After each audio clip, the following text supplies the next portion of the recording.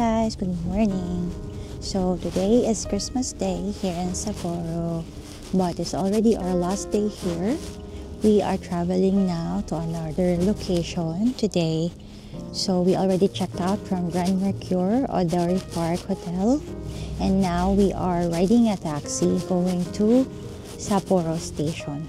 So from there, we will be boarding the Hokuto, and then mag-transfer kami sa Shinkansen, the Hayabusa Shinkansen. We'll be traveling to Takayama today, so it's gonna be a long journey from Sapporo going to Takayama. So we'll share you our experience later.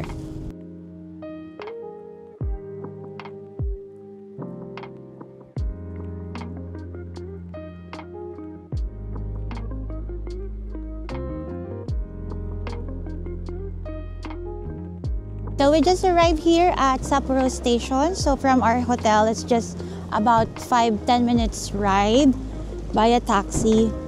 So ito yung Sapporo Station, guys. There's a clock there. Tapos may mga malls dito. So yan. So we are entering the station. We have to find the Hokuto 8. Doon kami sasakay going to Shinhaku dati, and then transfer to Hayabusa Shinkansen.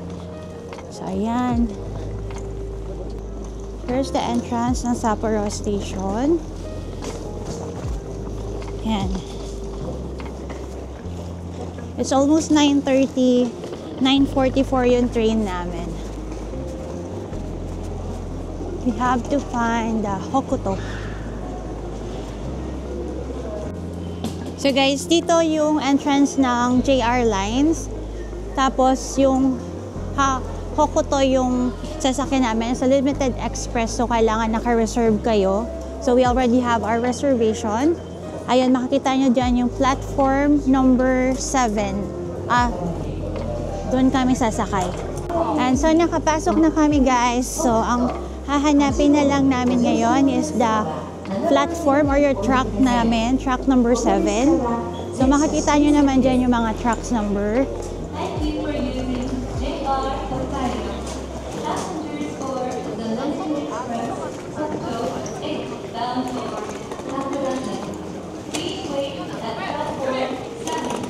So platform 7.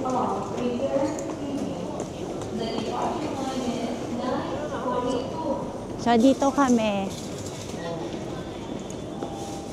We will go up here sa truck 7.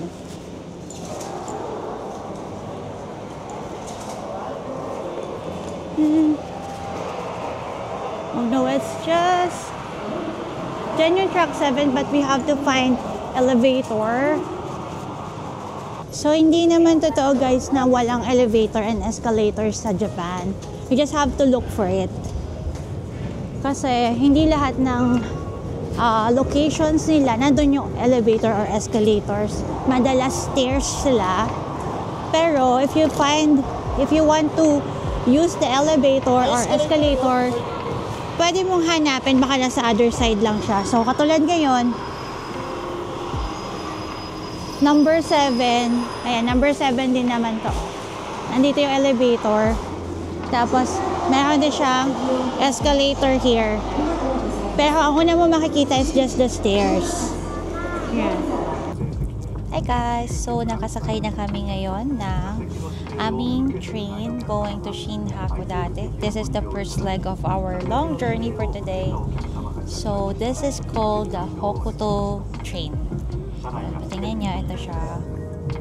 This is how it looks like. So, madaming bumabiyahe today since it's Christmas Day. So, good thing naka-reserve kami na maaga. So, ayan na, isang line lang kami, magkakatabi kami. And make sure na meron din kayong reservation for your baggage pagka magta-travel kayo through train, kasi limited yung space ng mga train for the luggage. So, if maliit lang naman, it can be put sa ibabaw, sa overhead bin. Pero if you have big luggage, katulad namin, you have to reserve it para may lagayan kayo. So, yun.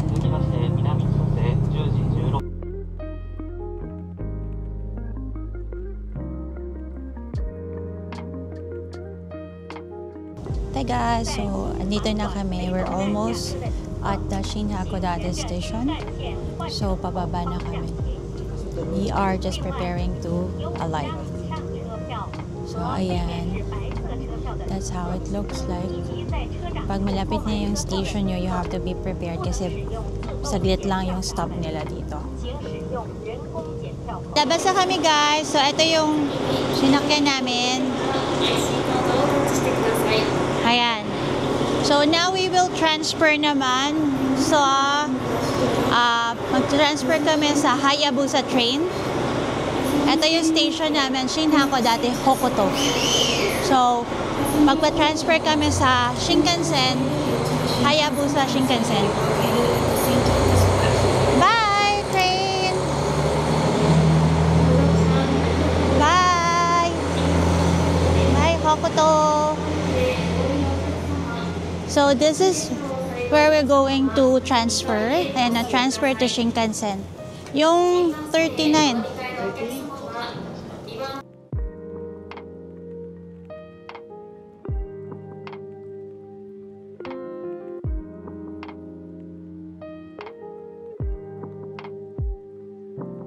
Gamitin lang namin tong aming chair pass. Tara, pasok tayo.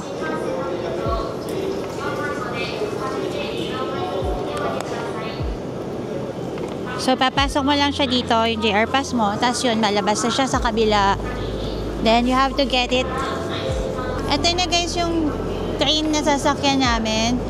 But, 1:39 pa naman yung alis niya. So, pwede pa kaming bumili dito ng anything that we want to eat habang nagbabiyahe. Kasi another 4 hours pa yon. So, bibili pa kayo ng food din. You need more money. Yan, may convenience store dito. Ayan o. So, you can buy baon sa train.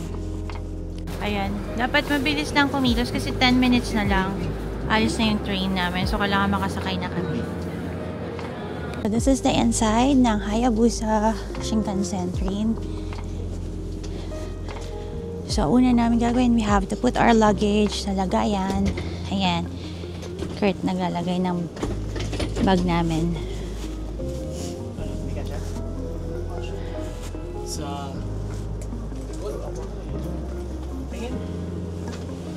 Ito yung itsura dito guys. Ito yung front seat. Tapos dito yung lagayan ng luggage. And then they have overhead bins. Oh. Ayan.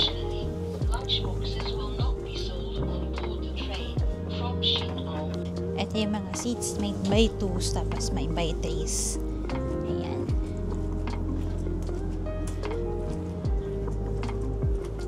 And meron din sila dito wash area. Ayan o. Pwede kayo magpugas ng hands ninyo dito. Kompleto na to. May dryer. Ito yung sabon, water, and the dryer.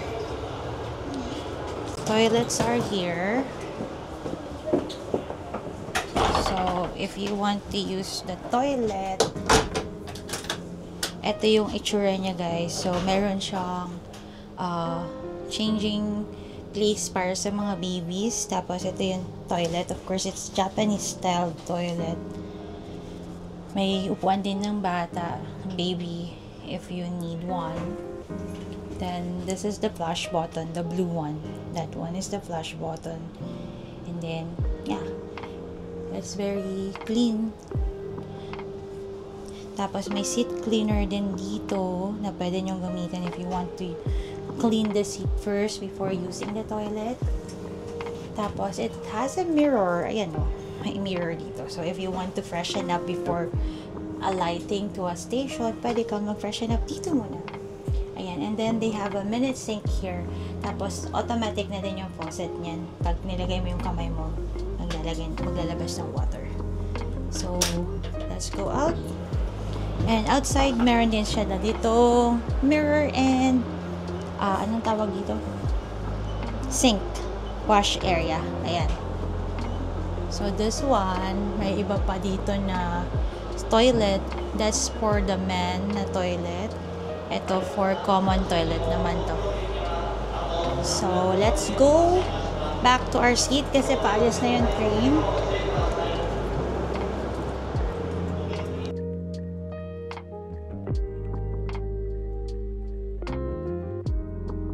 Dito na ako sa seat ko. I'll show you naman the leg room.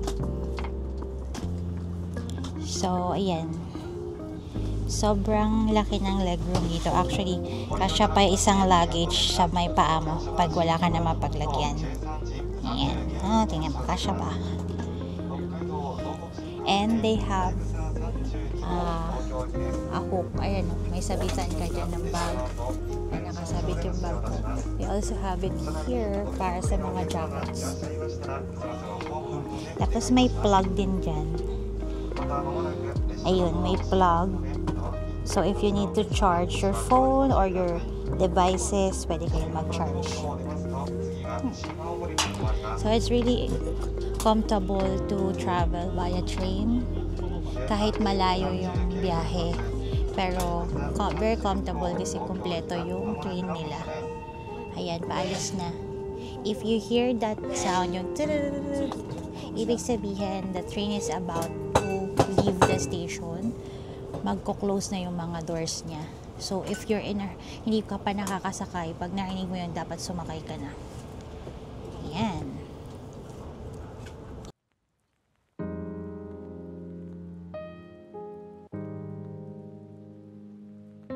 Hey guys, so nandito na kami ngayon in Omiya Station.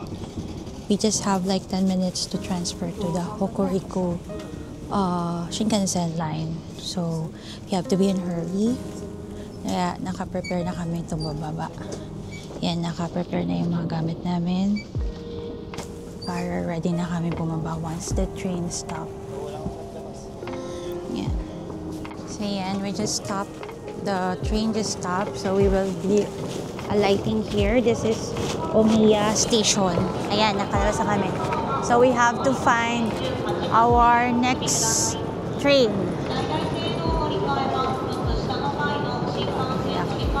So, ito yung ticket namin. We're looking for the Kagayaki train.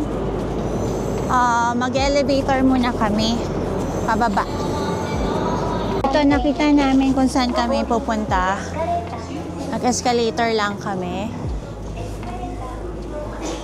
Kaya lang, sobrang liit lang ng window time naman, kaya hindi kami makakabili ng food. Kasi 10 minutes lang yung window time ng transfer namin. Car 8.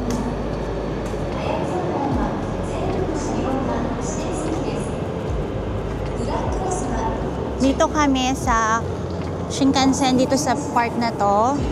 Sa car 8 kami sasakay. So we have to walk. Ayan.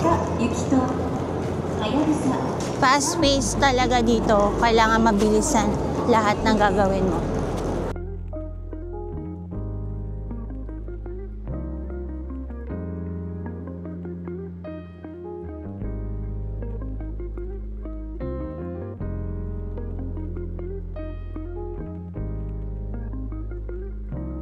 Bili kami sa vending machine ng food kasi wala kaming time.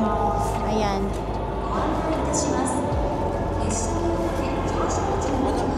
Ayan na yung train namin. Okay lang yan. Sige tayo. Mamaya na lang kami, Daddy. Andito na yung train namin, so hindi na ako nakabili. Ayan, papasok na kami ulit ng new train namin. Ito naman yung Hokuriku Shinkansen. Yan, so ilalagay ulit namin yung baggage namin before we go to our seat. Sobrang bilis lang ng stop niya. Kaya hindi ka pwedeng wala pa pagdating ng train. Yan, ibang color naman yung mga seat dito.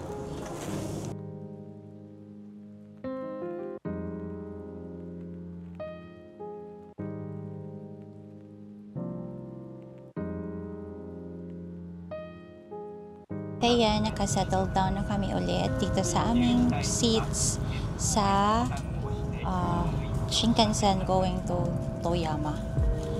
So this is the last Shinkansen. Tapos from there, we'll transfer to local train going to Takayama. This is Kagayaki Limited Express train. Shinkansen ito? Oo, Shinkansen din. Kamukha siya ng Tokaido. So the travel time is about an hour and a half, tama ba? An hour. Wait lang, hindi ko makita eh. Yeah, less than 2 hours yung yung travel time namin. And then from there, meron pa ulit kaming isa pang train or dalawa pang train para makarating sa Takayama. Yung na-update ko kayo later. This is how it looks like inside. Medyo madaming tao ngayon. Madami pa nagbabiyahe pagka 25th Christmas. Ang dami bumabiyahe pa din. And so we arrived here at Toyama around 9:35. So ayan, we will now catch the next train going to Takayama. Ito yung Toyama Station. Ayan.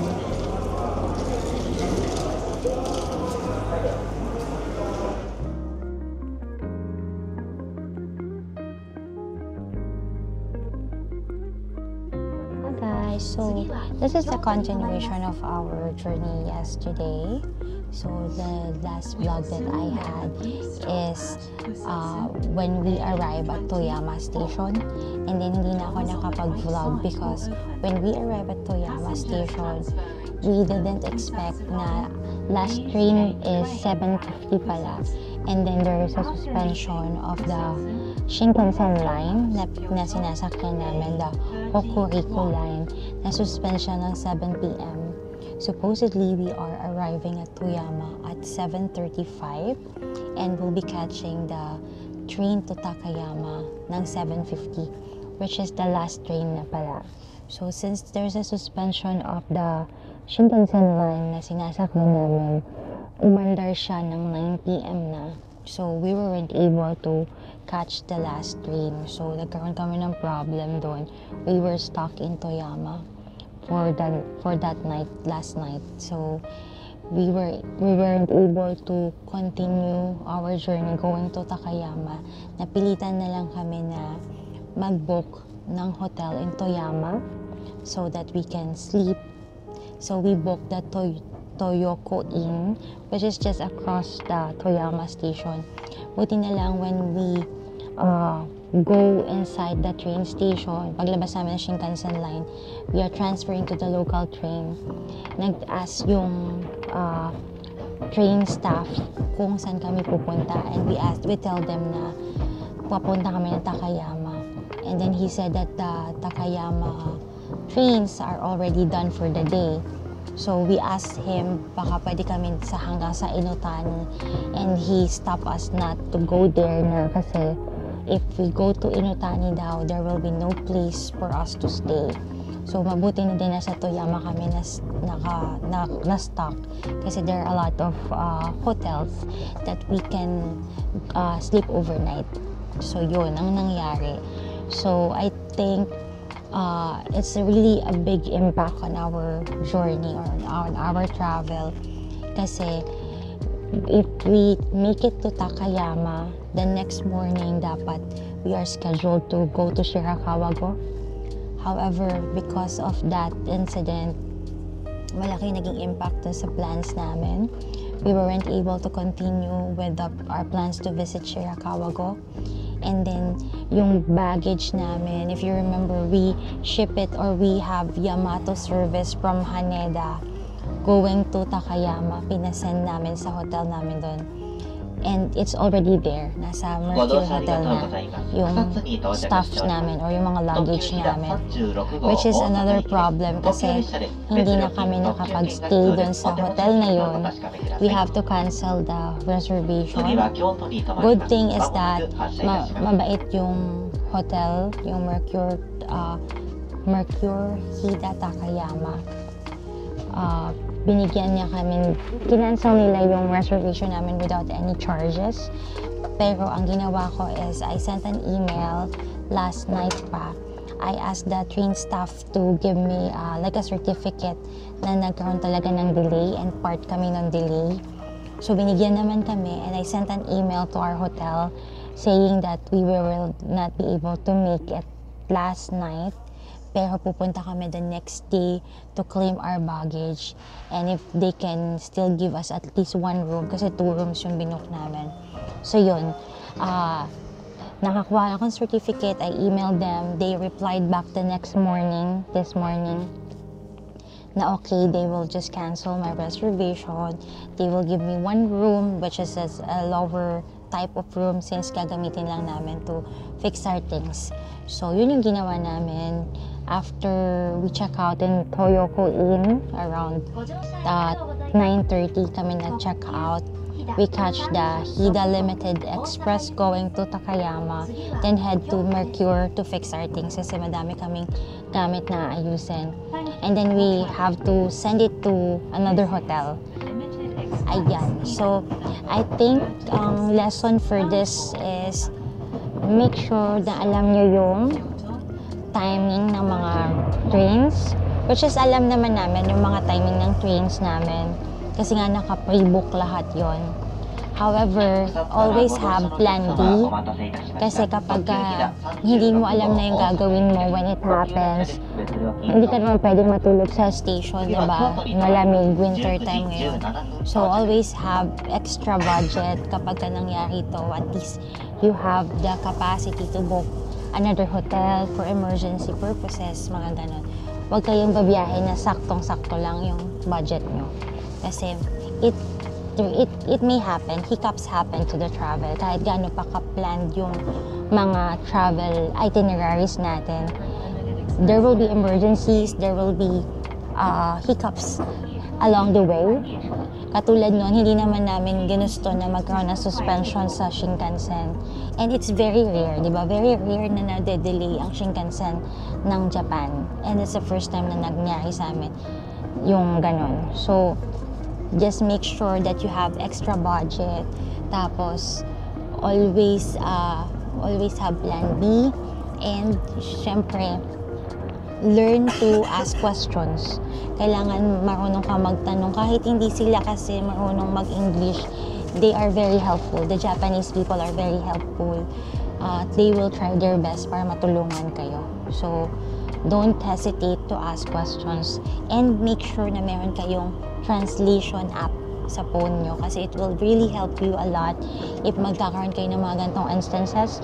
You need to ask questions, hindi kayo magkaintindihan, you have to use the translation app. Doon, at least ma-relay mo yung message mo sa kanila at magkakaintindihan kayo in the long run. Ayun. So, ayun lang guys. Ito yung closing for that long journey from Hokkaido, supposedly to Takayama, but it was cut short to Toyama station. So, that's it guys. If you like this video, don't forget to like, share, subscribe to our channel, and also follow us in TikTok, Facebook, and Instagram. Crate Dashing Adventures, where adventure never ends. Goodbye!